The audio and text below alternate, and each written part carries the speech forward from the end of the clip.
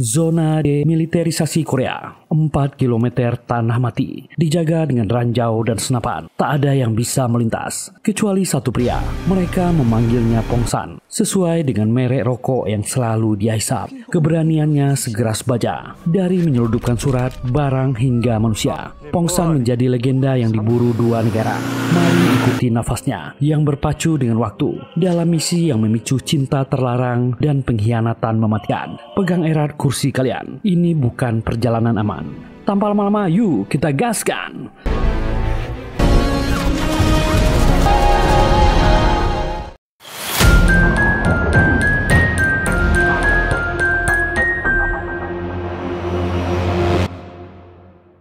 Di sebuah ruangan rumah sakit, seorang pria tua matanya berkaca-kaca, bibirnya gemetar. Bisakah istriku yang di Korea Utara melihatku? Pria tua itu memanggil Yonim. Aku harap kau masih hidup.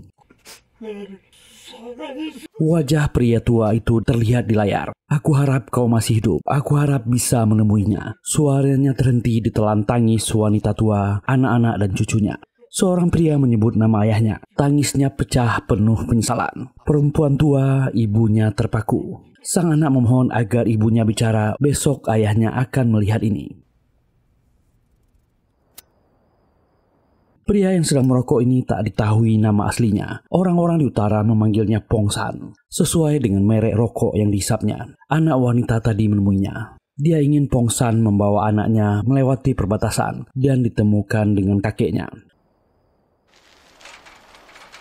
Sepeda dikayuh di kegelapan malam. Bocil memegang erat baju Pongsan.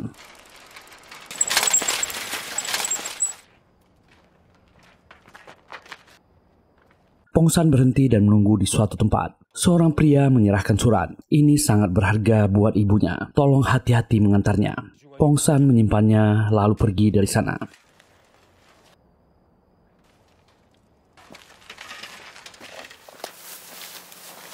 Dan sampailah Pongsan di wilayah perbatasan DMZ, Demilitarized Zone. Tentara udara berjaga. Pongsan menghentikan arus listrik, memberi kode dan bocil tadi melewati pagar.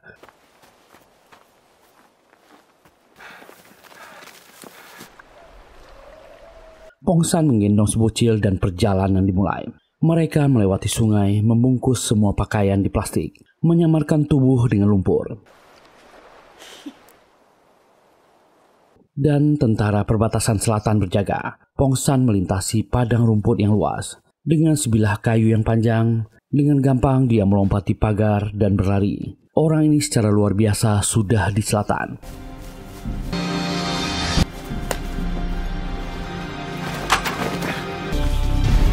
Menaiki motor yang disembunyikannya dan memacunya. Pongsan menemui dua orang pria dan memberikan barang seludupan dari utara. Kedua orang ini tak menyangka orang ini benar-benar handal dan memberikan bayaran ke Pongsan. Dia sempat meminta nomor kontak Pongsan dan memaksa, membuat Pongsan marah.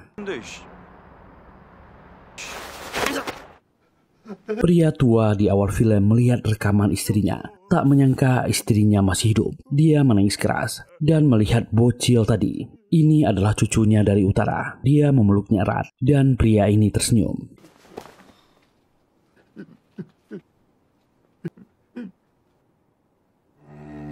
Inilah Pongsan.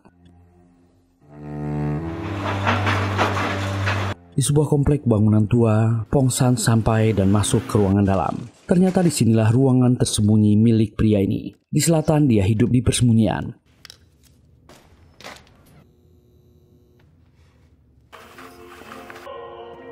Banyak barang-barang bekas militer di sana. Pongsan bukanlah pria biasa. Dia istirahat dan memejamkan matanya.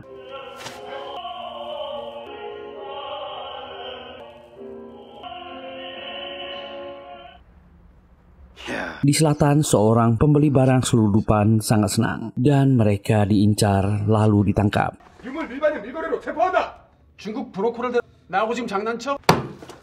Keduanya diinterogasi. Detektif Kim Jung menanyai siapa broker Cina ini. Keduanya jujur, ini barang dari utara. Tentu petugas tak percaya. Itu tak masuk akal. Mana ada orang bodoh yang melewati DMZ. Mereka mengaku julukan orang itu Pongsan karena dia selalu merokok merek Pongsan. Dia adalah pria misterius yang berani melintasi DMZ, wilayah perbatasan militer paling berbahaya antara selatan dan utara, mengantarkan surat, barang kecil, atau sekedar kenangan bagi keluarga yang terpisah. Dia bergerak seperti bayangan, dan kemarin dia membawa bocil dari utara. Petugas GIP meminta kontaknya, tapi tak ada nomor, tak ada alamat. Hanya satu petunjuk, jika meninggalkan pesan di jembatan Imjiga, mungkin dia akan datang. Petugas bernama Jung yang di luar meminta untuk menghubungi NIS.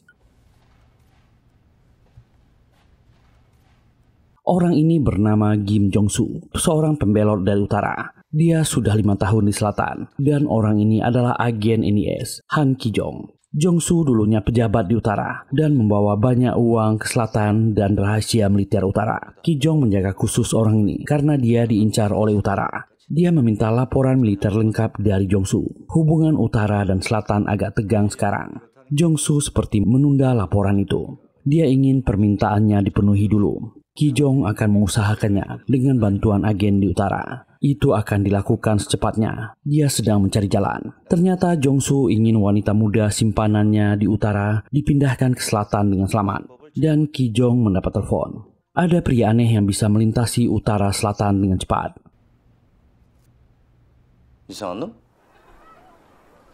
Jembatan Imjiga, Kota Paju. Tempat ini juga termasuk wilayah dekat DMZ. Jembatan kenang-kenangan dan permintaan orang-orang yang sudah pindah ke selatan. Pongsan sudah di sana. Dia melihat-lihat kertas dan memotret. Dari sinilah dia mendapat klien dan permintaan untuk membawa barang dari utara. Dia melihat foto-foto di laptopnya. Ada permintaan untuk membawa barang di utara dengan imbalan yang besar. Permintaannya agar membawa kekasihnya dari utara, dan Pongsan akan mengambil pekerjaan ini. Menjelang tengah malam di Kota Paju, agen NIS, Ki-jong dan rekannya Yuntae sedang di mobil menunggu seseorang, dan seseorang bermotor datang. Itu adalah Pongsan. Yuntae segera menyerahkan permintaan dan alamat barang yang dijemput. Pongsan menunjukkan jamnya. Orang ini meremehkan Pongsan. Dia kembali ke mobil, melapor ke atasannya. Orang itu bilang cuma butuh 3 jam untuk mengambil wanita itu dan kembali ke sini. Mereka berdua tentu tak percaya, mentertawakan itu hal yang gila. Dan Pongsan langsung berlari melompati pagar.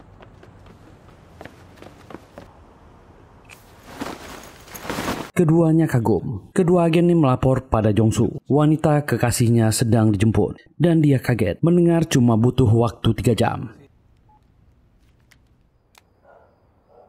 Dan Pongsan sudah sampai di utara. Dia masuk ke sebuah bangunan dengan diam-diam dan melihat seorang wanita sedang tidur. Inilah target yang harus dijemputnya, bernama Kim Inu. Gadis ini tiba-tiba bangun dan kaget melihat ada orang asing di kamarnya. Pongsan segera menunjukkan suratnya.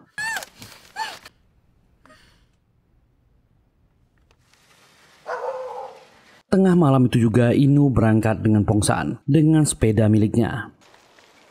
Gadis ini mencoba mengajaknya bicara, tapi Pongsan tetap diam. Dan ada jalan yang tak rata membuat surat dari selatan jatuh. Telah mencari surat itu ditemukan. Pongsan pun sembari melaksanakan tugas dari selatan, menaburkan abu yang dikirim orang ke sebuah makam. Dan mereka pun sampai di perbatasan. Pongsan segera memutuskan aliran listrik di pagar. Dan perjalanan melintasi perbatasan dimulai. Mereka melewati padang rumput yang luas. Pongsan menutup mulut Inu agar dia diam dan menyeretnya. Tapi gadis ini malah ngamuk dan marah. Apa begini cara dia memperlakukan wanita? Inu tak sengaja menyenggol ranjau dan alarm peringatan berbunyi. Mereka segera berlari dan bersembunyi. Tentara utara segera turun ke lapangan. Dan tak sengaja Pongsan juga menginjak ranjau. Dia menghindari ledakan.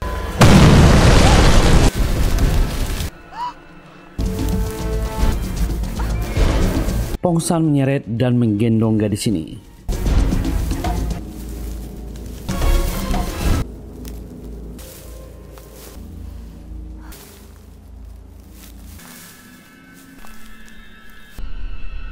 Mereka bersembunyi. Pongsan menutup mulut gadis ini dan terpaksa menyelam menahan napas di dalam sungai. Setelah lama mencari, para tentara ini pun pergi. Pongsan keluar dari dalam sungai, tapi Inu pingsan. Pongsan pun terpaksa memberi nafas buatan ke gadis ini. Akhirnya gadis ini sadar. Inu heran, kenapa orang ini tak bicara sama sekali. Pongsan mengambil rokoknya dan sebat dulu. Gadis ini malah curhat pada Pongsan tentang penderitaannya di utara. Dia ditinggalkan ibunya dan terikat kepada seorang pria tua yang tulus padanya.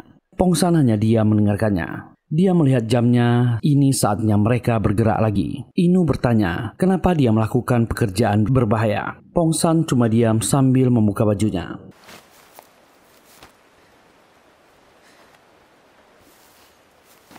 Baju keduanya dibuka dan penyeberangan dimulai. Baju mereka dimasukkan plastik dan mereka menyeberangi sungai. Sekarang untuk menghindari sensor panas, Pongsan dan Inu melumuri badan mereka dengan lumpur. Akhirnya badan mereka pun tertutup oleh lumpur. Itu semakin malam. Mereka berhasil melewati area padang rumput yang luas dan memakai baju kembali.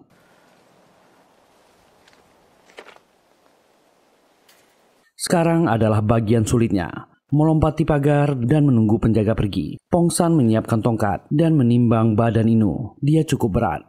Pongsan mengambil kuda-kuda dan menggendong gadis ini. Tapi Inu mengacau. Mereka jatuh.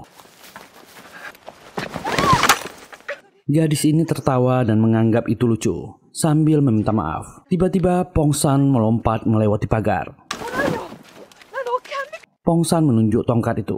Inu marah. Tentu saja gadis ini tak mungkin melompat. Yang gilanya Pongsan membunyikan alarm.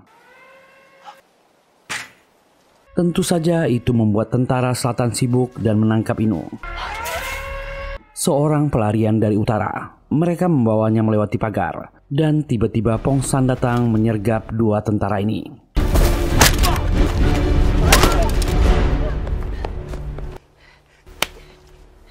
Gadis ini diseret, dia marah pada Pongsan. Dia sangat takut sekali dan menamparnya. Kenapa dia melakukan ini? Pongsan seperti biasa tetap diam dan tetap berjalan. Gadis ini minta istirahat dulu. Tapi Pongsan tak peduli dan kembali merokok sebat. Inu sempat bertanya kontaknya dan mungkin di masa depan dia perlu bantuannya. Pongsan malah memberikan rokok padanya, lalu segera menyeretnya pergi.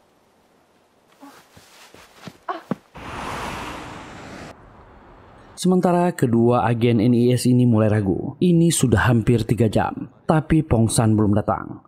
Mereka sangat ragu siapa sebenarnya orang ini. Apakah mereka perlu menangkapnya? Dan yang luar biasanya, dari kejauhan Pongsan datang dengan seorang gadis.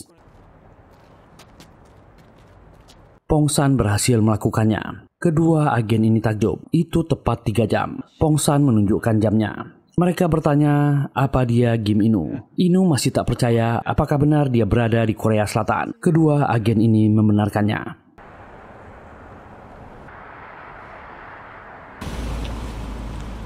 Dan tak lama sebuah mobil mewah datang. Pintu dibuka dan Inu diminta masuk. Inu berbalik dan berkata, sebaiknya Pongsan meninggalkan pekerjaan berbahaya ini. Dia akan mati sia-sia. Entah kenapa setelah perjalanan ini Inu merasa simpati dengan Pongsan. Dia segera naik ke mobil. Kijong akan ikut membawa Inu dan meninggalkan Yuntae untuk mengurus pembayaran. Tapi Yuntae menodongkan pistolnya. Dia berniat menangkap Pongsan. Pongsan sudah diborgol di mobil Yuntae. Dia menelpon atasannya Kijong meminta izin agar dia yang melakukan interogasi. Dia pun mulai menginterogasi Pongsan. Ada 2 grup di selatan, anti pemerintahan Korea Utara dan grup anti penurunan Korea Utara. Pongsan cuma diam. Dan tiba-tiba Pongsan menyerang Yuntae dengan luar biasa.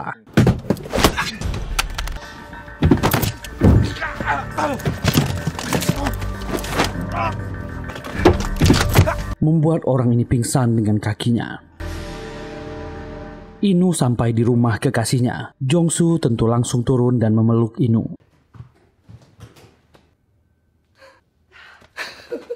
Dia meminta Kijong meninggalkan mereka. Kijong memperingatkan Jongsu, dia sudah mendapatkan keinginannya. Sekarang kerjakan laporannya. Dan agen ini pun pergi. Pak tua ini bertemu dengan Inu saat dia menjabat di utara dan mencintai gadis yang jauh lebih muda darinya ini. Dia sangat bahagia Inu akhirnya bisa ke selatan. Dia merindukannya dan memeluk gadis ini.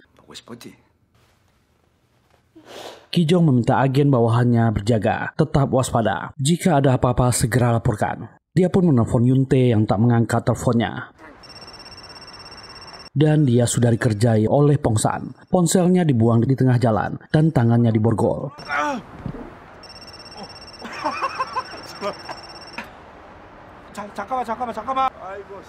Bahkan sampai besok pagi nasib Yunte belum berubah. Dia belum berhasil meraih HP-nya. Di kediamannya, Jongsu meminta Inu untuk didandani oleh makeup artis dan dia sangat gembira. Inu terlihat cantik sekali. Mereka pun selesai berbelanja. Inu teringat ada sesuatu di pakaian lamanya. Ternyata itu rokok yang Pongsan berikan. Mereka sudah di parkiran dan agen yang berjaga sangat waspada. Saat mereka masuk ke mobil, Pongsan muncul dan menghajar agen ini.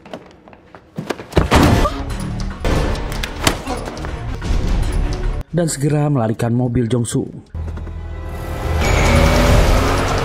Jongsu tentu bingung siapa dia. Inu mengaku orang inilah yang membawanya dari utara dan Pongsan memberikan kertas. Kijong sudah di lokasi dan membebaskan Yunte.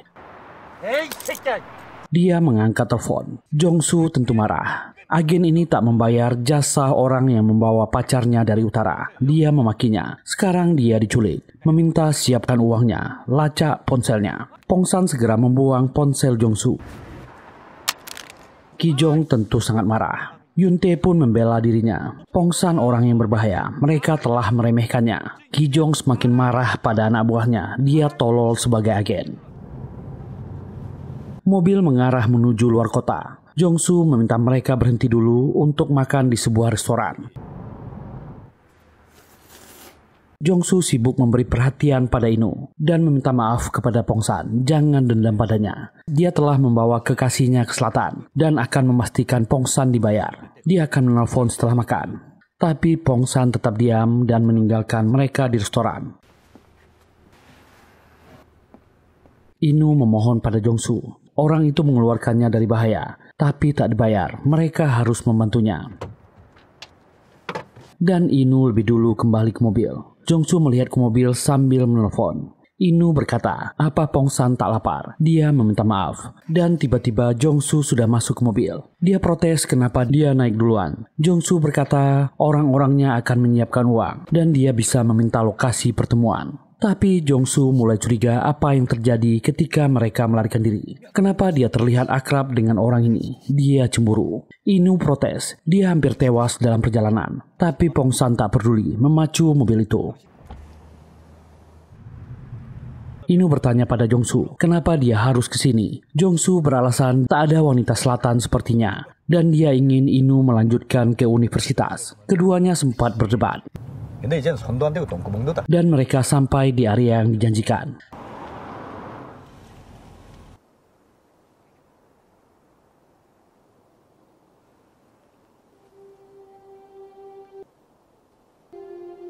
Pongsan turun dari mobil, menunggu di luar. Jongsu curiga kenapa Pongsan memegang kamera. Dan tak sengaja dia menemukan rokok Pongsan di jaket Inu. Pasti dia membuka baju saat menyeberangi sungai di area DMZ. Inu membantah.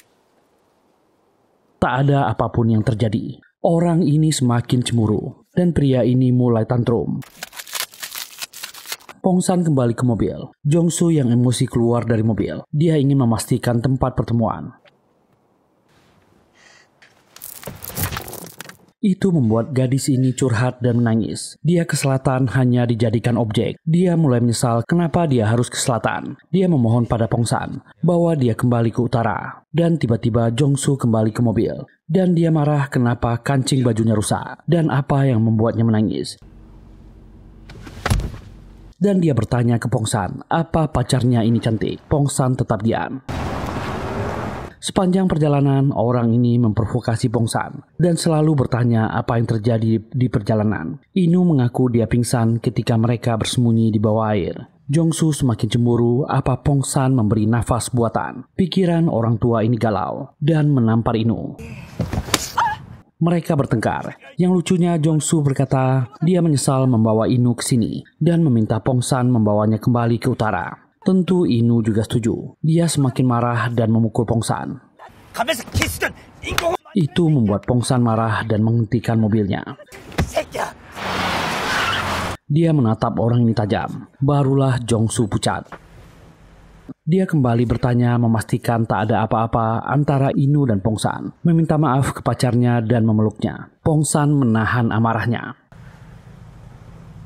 Mobil kembali melaju dan akhirnya berhenti di tempat yang sepi. Jongsu ingin menelpon dulu. Pongsan memberikan sesuatu pada Inu. Itu patung Buddha jimat miliknya. Pongsan pun keluar dan merokok sebat dulu. Dia kurang waspada dan dibokong oleh Jongsu, membuatnya pingsan. Inu marah bertanya apa yang dia lakukan. Jongsu semakin emosi dan juga menghajar Inu. Inu kembali ke rumah dikejar oleh Jongsu dan gadis ini segera mengunci pintu. Jongsu mengusir agen selatan yang berjaga di dalam rumah. Dia masih dihantui rasa cemburu dan berteriak di depan pintu. Apa yang terjadi antara dirinya dan Pongsan? Kijong meminta agen yang berjaga di sana untuk mengawasi rumah ini dengan ketat dan dia mendapat telepon dari atasannya, membuatnya emosi.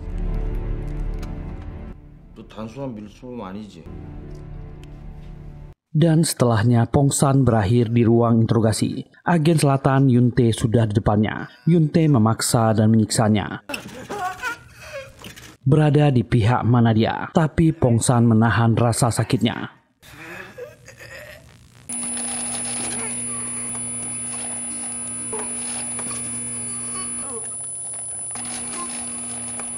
Pongsan disiksa dengan berbagai cara menyakitkan. Agen selatan ini tak punya kasihan terhadapnya. Tapi Pongsan tak mau membuka suara. Itu siksaan yang menyakitkan, yang bisa membuatnya lumpuh. Yunte emosi dan akan melakukannya lagi. Kijong datang ke sana mencegahnya. Jika dia lumpuh, dia tak berguna lagi. Dia memarahi bawahannya ini, yang berani melawan perintahnya. Kijong membuka tutup mulutnya dan mencoba bicara dengan Pongsan. Orang ini mengadu domba Pongsan, membangkitkan emosinya. Wanita dari utara itu disiksa oleh Jongsu dan bertanya apa dia berhubungan dengannya, apa dia tertarik padanya. Dan dia menawarkan sesuatu, bantu mereka untuk membebaskan agen selatan yang ditangkap di utara. Dia akan membantu Pongsan dan Inu untuk pergi ke luar negeri. Pongsan tak punya pilihan. Sementara di kediamannya, Jongsu masih sibuk membujuk Inu. Semua akan baik-baik saja, tapi Inu tetap ingin kembali ke utara, membuatnya marah. Dan tiba-tiba Kijong datang ke sana, meminta Jongsu bersiap. Ada pertemuan 2 jam lagi. Orang ini terpaksa akan pergi. Saat Inu sendirian, Kijong membisikkan sesuatu. Apa dia ingin bertemu dengan Pongsan, dan dia akan merahasiakannya. Dia meninggalkan kamera milik Pongsan. Ada fotonya di sana. Dan setelah Jongsu pergi, Kijong membawa Inu untuk bertemu dengan Pongsan.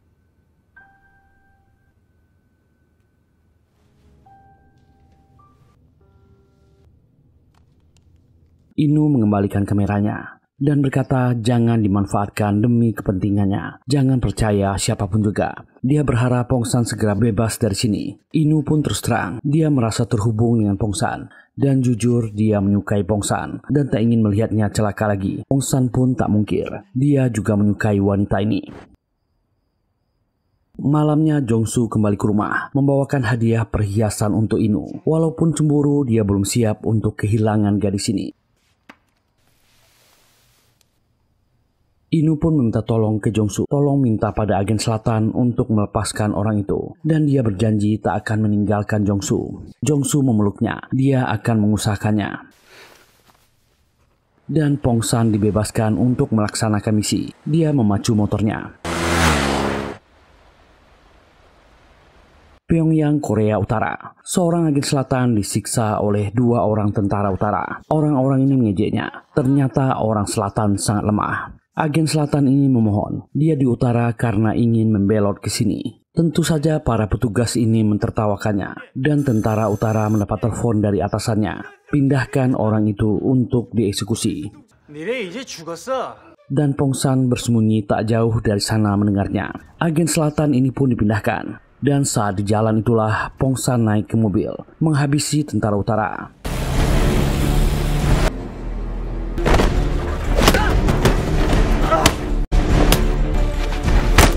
Membebaskan agen selatan yang bernama Jeong ini. Tentu saja Pongsan bisa membawa Jeong ke selatan. Semua rekan-rekan menyambutnya. Jeong sangat senang. Jeong yang berhutang budi ke Pongsan protes. Kenapa orang itu diborgol? Tak ada jawaban, Pongsan dibawa pergi.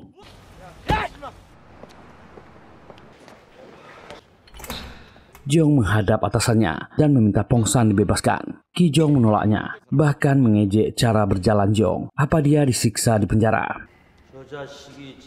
Sudah bersyukur dia bisa dibebaskan. Jeong marah, dia sudah mati kalau tak diselamatkan orang itu. Jeong pun datang menemui Pongsan di ruang interogasi. Dia datang untuk berterima kasih. Dan diam-diam Jeong memberikan kunci borgol untuk Pongsan. Dan Pongsan akan dipindahkan ke fasilitas penjara. Tiba-tiba sebuah mobil menyusul dan menghentikan mereka. Itu Jeong. Dia beralasan terdakwa akan dipindahkan ke NIS. Pongsan yang sudah siap menghajar petugas.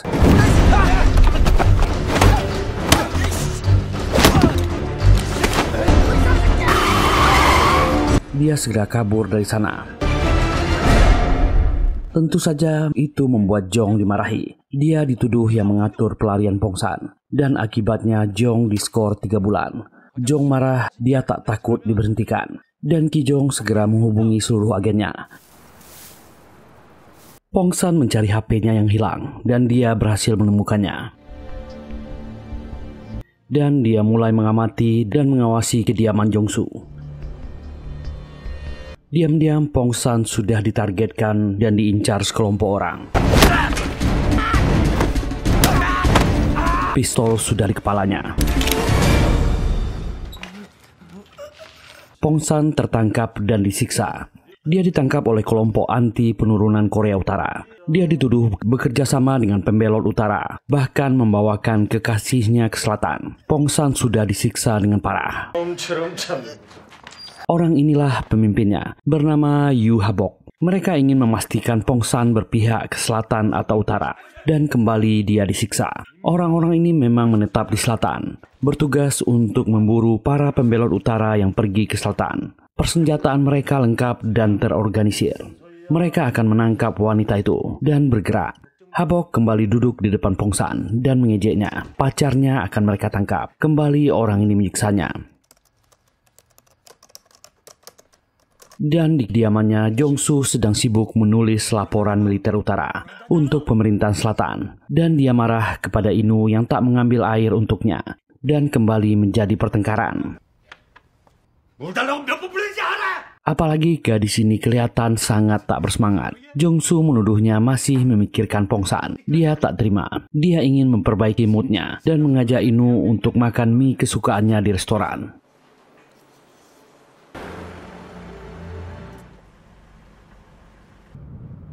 Dan mereka selesai makan, berniat akan pulang. Mobil melaju pelan, dan di tengah perjalanan, sebuah mobil tiba-tiba menyalip. Sekelompok orang bersenjata turun. Agen selatan ini berusaha memacu mobilnya, tapi mobilnya tertabrak. Jongsu yang ketakutan melarikan diri. Dan si agen penjaga dihabisi. Mereka berhasil menangkap Inu. Jongsu yang melihat bersembunyi ketakutan. Sirine berbunyi. Orang-orang ini segera kabur. Para agen datang, melihat rekan mereka sudah tewas dan VIP mereka menghilang. Orang-orang ini kembali ke markas dan membawa Inu. Salah satu dari mereka terluka. Apalagi mereka tak berhasil menangkap Jongsu. Membuat Habok marah dan ngamuk ke anak buahnya. Dia juga menghajar Inu, mengatainya pembelot. Habok menodongkan pistolnya. Dia akan dihabisi lebih dulu. Pongsan juga akan menyusulnya. Itu membuat Pongsan marah dan berteriak. Orang-orang ini mentertawai Pongsan yang ternyata memang tak bisa bicara. Inu tak tega dan menenangkan Pongsan.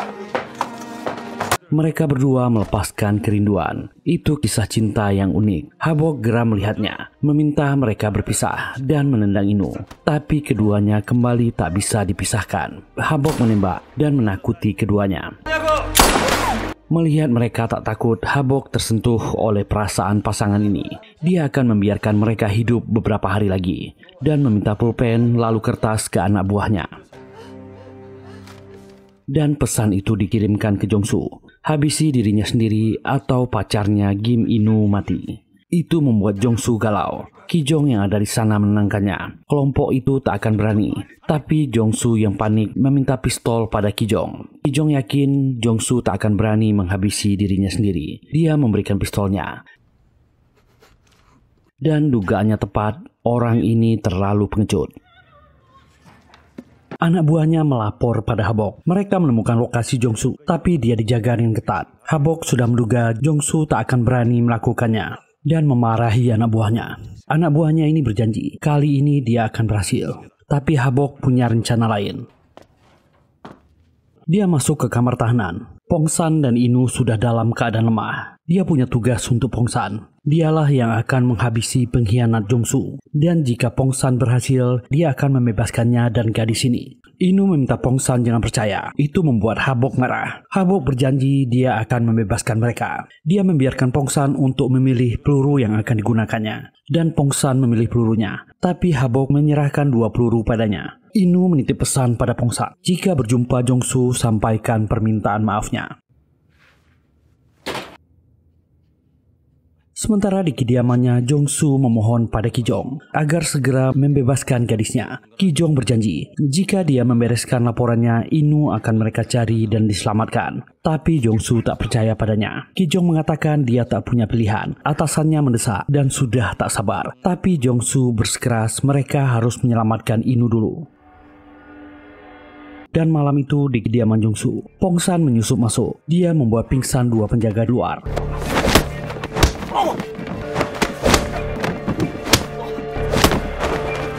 Dan kembali menghajar dan membuat pingsan beberapa agen di dalam.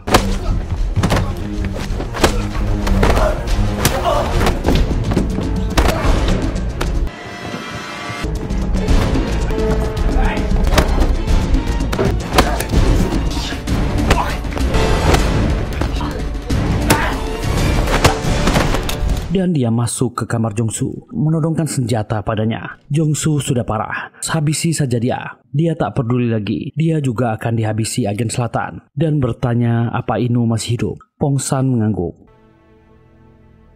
Dia memohon, dia ingin melihat Inu untuk terakhir kalinya. Dan meminta Pongsan menjaga gadis itu. Tolong katakan dia menyesal telah membawanya ke selatan. Dan Jongsu sudah siap.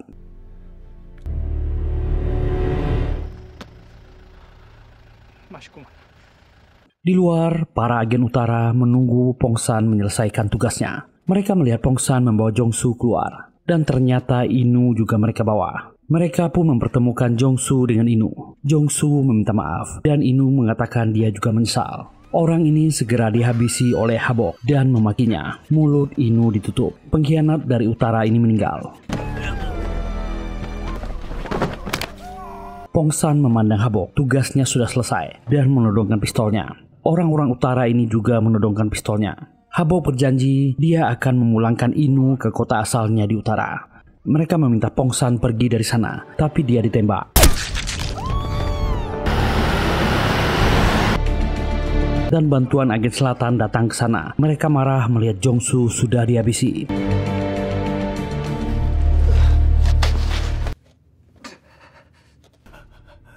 Pongsan yang dibebaskan sudah terluka parah dan kembali ke tempat persembunyiannya. Dia segera mengobati lukanya.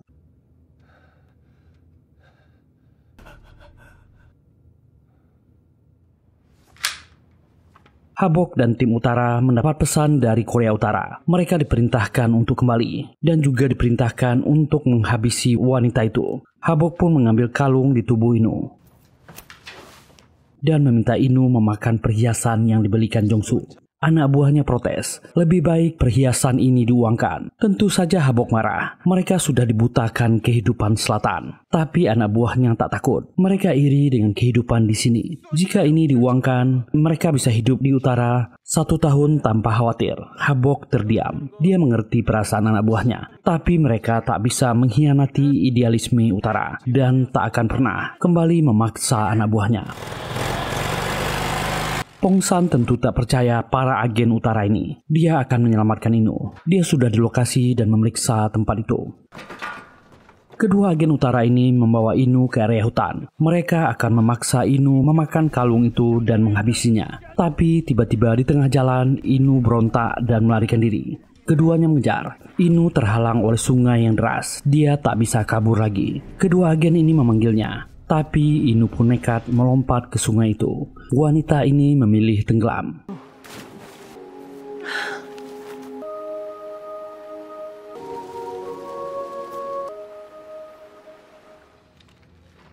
Habok dan anak buahnya menunggu kedua rekannya melaporkan hasilnya. Dan sebelum kembali ke utara, malam ini mereka akan bersenang-senang di selatan. Pongsan yang mendengar percakapan mereka segera pergi dari sana dan mengejar kemana dua agen utara itu membawa Inu. Dia sudah berada di area itu dengan tubuhnya yang masih lemah. Akhirnya setelah lama mencari, dia menemukan sepatu Inu. Dan tak jauh dari sana, dia mendapati kenyataan pahit. Menemukan Inu yang sudah tak bernyawa. Pongsan tak bisa menahan air matanya. Dia menangis dan berteriak marah. Wanita yang sudah terlanjur dia cintai sudah tak bernapas. Sambil menangis, Pongsan memasang sepatunya. Dan yang sekarang tersisa adalah balas dendam kepada kedua kelompok itu, agen utara dan agen selatan.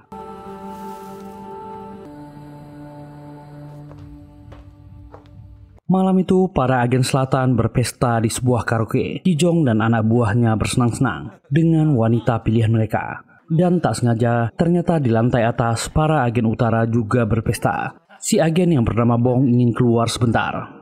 Dia tak bisa menahan mabuknya, dan saat di luar, Pongsan melumpuhkannya. Saat dia sadar, dia sudah berada di kamar yang gelap, berusaha membuka pintu, tapi terkunci keluar. Orang ini mulai ketakutan. Itu adalah tempat persembunyian Pongsan. Salah satu agen selatan menelpon di luar, dan dia dibokong, dimasukkan ke ruangan yang sama dengan Bong. Dan akhirnya mereka sadar keduanya adalah agen yang berseberangan. Mereka adalah musuh. Mereka bertarung saling memaki.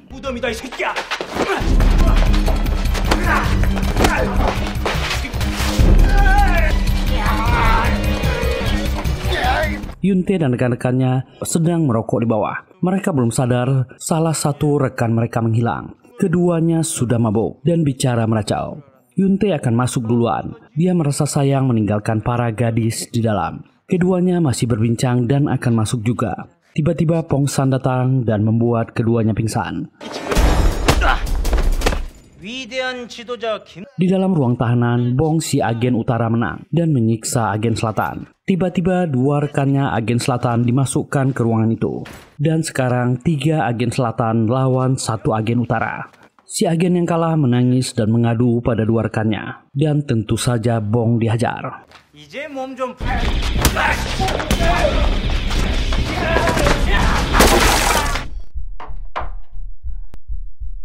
Habok dan rekan-rekannya yang di dalam mulai sadar kenapa Bong tak kembali. 2 agen utara akan mencarinya keluar. Gadis-gadis ini mulai ketakutan, mulai sadar orang-orang ini dari utara. Mereka saling memberi kode dan meminta izin akan ke toilet. Itu membuat Habok marah dan memaksa mereka melakukannya di ruangan itu. 2 agen utara ini mulai mencari. Salah satunya berhenti di sebuah toko. Dia kagum melihat acara TV. Dan tiba-tiba Pongsan datang membokong mereka. Di ruangan tahanan, Bong sudah disiksa dan dipaksa menyanyikan lagu kebangsaan Korea Selatan. Dia kembali dihajar dan disuruh menyanyi lebih keras. Pintu dibuka, 2 agen utara dilempar ke dalam. Sekarang imbang, 3 lawan 3. Pongsan membuka jendela kecil dan melihat orang-orang di dalam bertarung.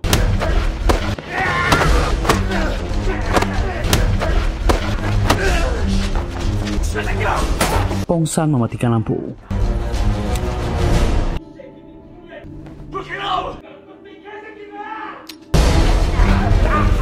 Yunte juga sudah selesai bersenang-senang dan dia akan pulang ke rumah. Tiba-tiba dia dibokong Pongsan dan kembali dimasukkan ke ruang tahanan. Para gadis sudah diikat di dalam ruangan karaoke dan Habok membawa salah satu gadis sebagai sendera keluar dan Pongsan sudah menunggunya. Dia membawa Habok dan memasukkannya ke dalam ruang tahanan dan mengunci pintu. Habok langsung dipukul Yunte. Dan dia juga diculik oleh Pongsan. Di mobil orang ini sempat menelpon bawahannya Jeong. Orang yang menyelamatkannya dulu telah menculiknya. Dia memarahi Jeong. Dia ingin ponselnya dilacak. Pongsan segera merebutnya. Kijong meminta maaf ke Pongsan dan berjanji akan membantunya. Jeong segera bergerak.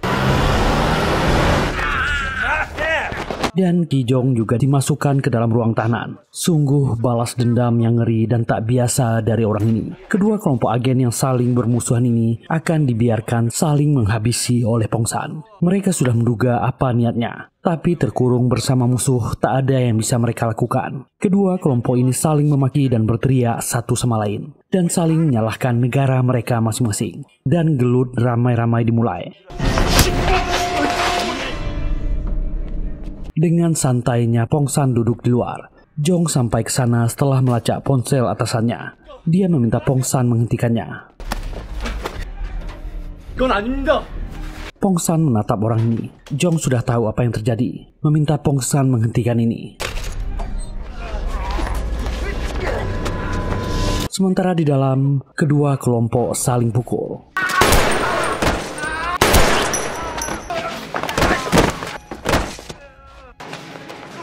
Ternyata Pongsan menyelipkan senjata ke masing-masing agen, utara dan selatan. Mereka mulai menembak. Korban jatuh masing-masing dari 2 kelompok. Habok menodongkan pistol. Ternyata pistol itu cuma berisi 1 peluru.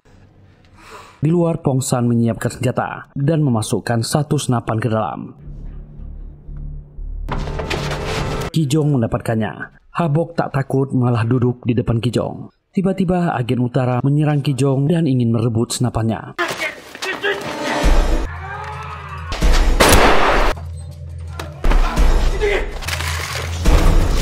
Pongsan lanjut memasukkan senapan lain satu persatu.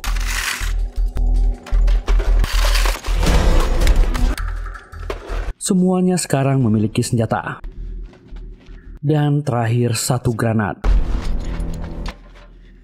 Bong yang goblok malah melepaskan pemantiknya, membuat semuanya panik. Mereka saling menodongkan senjata dan memaki. Pongsan berlalu dari sana. Ini adalah pilihan Jong. Kijong masih mencoba membujuk para agen utara untuk meletakkan senjata. Jangan tertipu akal bulus Pongsan. Dan tentu saja para agen utara tak percaya. Mereka tak akan tertipu. Semuanya saling siap akan menembak.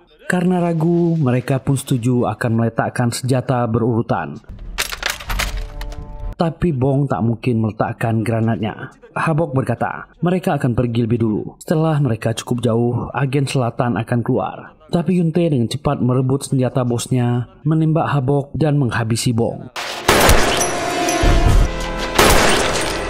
Granat itu pun jatuh. Semuanya pucat dan berdoa, dan saling memuji negara masing-masing. Tapi ternyata granat itu tak meledak.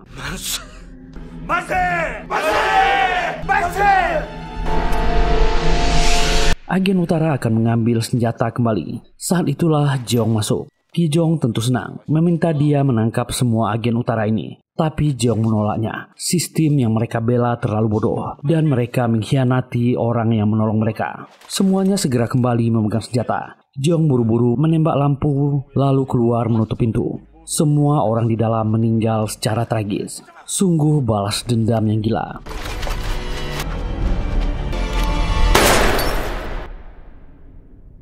Dua minggu setelah itu, di jembatan Injigak, Pongsan masih melanjutkan pekerjaannya. Dia mencari klien untuk dibawa barangnya antara utara dan selatan.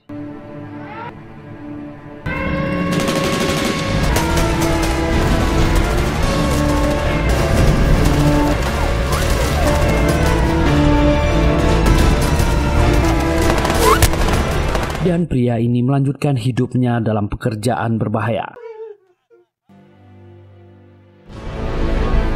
Pongsan tetap berlari dan terus berlari antara batas Korea Selatan dan Korea Utara. Dan akhirnya film yang keren ini selesai.